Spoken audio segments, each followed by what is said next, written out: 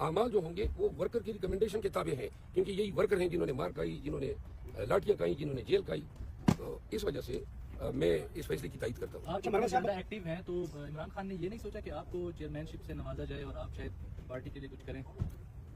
मैं पहले से ही इमरान खान का चेयरमैन हूँ और पार्टी के वर्कर का चेयरमैन हूँ। मुझे कोई ज़रूरत नहीं है, और मैं खान भी अच्छी तरह समझता है मैं ऑलरेडी बहुत ही ओवरबर्डन हूँ। और मैंने खान को खुद गुजारिश की थी कि मैं ऐसे मनासिब में न शौक रखता हूँ, न दिलचस्पी रखता हूँ, और बाकी हमारा काम है as a team work party के चेयरमैन के साथ काम करना। तो मेरे लिए जो भी खान साहब किस भी किया करता है मेरे लिए सर का ताज है।